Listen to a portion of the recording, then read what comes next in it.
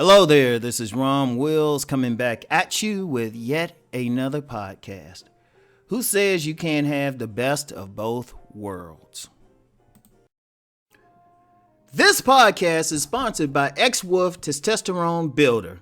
Gentlemen, are you struggling in the body, sex, or mental game? Need to keep pace with multiple women? There is an answer for you. X Labs presents a proven line of products to help in those areas. Our X-Wolf Testosterone Booster aids in intense workouts in the gym and in the bedroom. Increased blood flow and a heightened libido are just a few of the many benefits. X-Wolf contains all natural ingredients that have been used in Eastern medicine for centuries. All products come with a 30-day free trial and free standard shipping. Use code ROM15 for an additional 15% off of your order at checkout. The code will be valid through November 15th. Click the link below in the description to find out more. Quantities are limited. Make a select choice and unleash your inner wolf and lead the pack today. Yeah, y'all. I'm going to tell you what. One of the things I still see out here is people trying to put down things like game, swag, looks, body game, and everything, thinking, okay, well, if I get some money and focus on all of that, right? And it's like it's too much is presented as an either or. Now, to be very clear, this is something I've seen since my book, Nice Guys and Players, first came out. The first edition of it. The first edition was like back in 1999. And in fact, really, that came off of a pamphlet that I wrote back in 1997 called The Nice Guy's Guide to Attracting Beautiful Women. And the biggest thing is that some people, they would read it and say, well, isn't this a versus thing? Shouldn't you get money? Or some other people might say, shouldn't you get swag or whatever? But it's always been a case of get both. Now, to be clear, let me be clear. I don't deal in theory. If I haven't seen it with my own eyes, or at least been able to investigate what someone else has told me, I don't share the information because then, it's not real to me. People can tell me anything.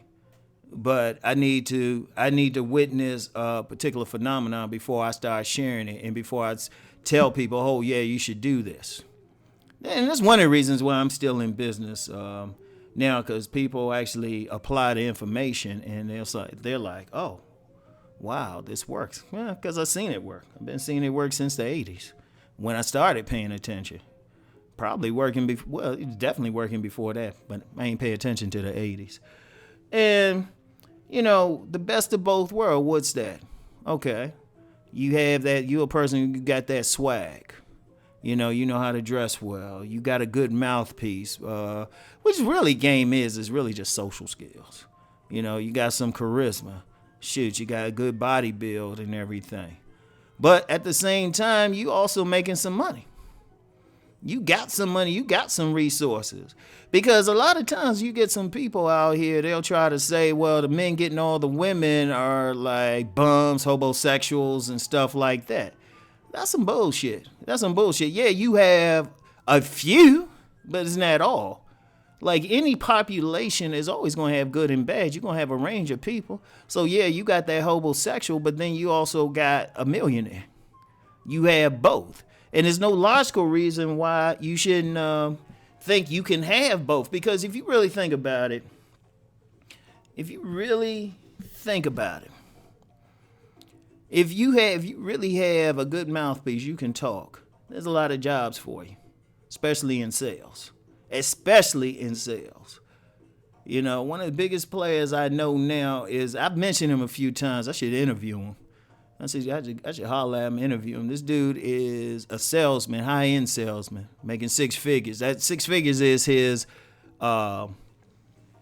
default. Let's just put it like that. That's his base. So this dude making money. But then he's always dressed well. He got a mouthpiece, can talk to anybody. He's in great shape, especially at his age. Because this dude a little bit older than me, but I've seen how he worked.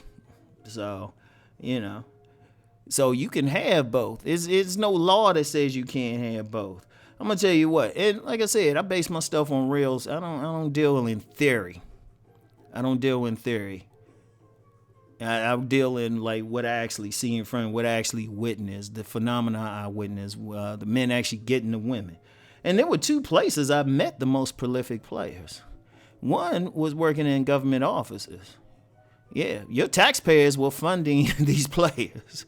Your taxpayers, and these were guys. These were either federal investigators, paralegals, attorneys, barred attorneys, and they were also had some of the best stories about the women they were getting. And that's not just limited to attorneys. That was just one experience I had just because of where I was working, what I was doing for a living. But another place was in several gyms. Now, I've worked as an attendant at a gym, at a couple gyms, also did sales. So I actually get to see how much they making. I know what they doing for a living, and if they couldn't pay, I'm the one chasing them down. These weren't some bums. These were some bums like the last gym I worked at. These guys were engineers. They were cops. They were attorneys too. Had a couple doctors. Had one dude, he could throw up 400 pounds, had a badass wife. His wife was like a 9, and she was older.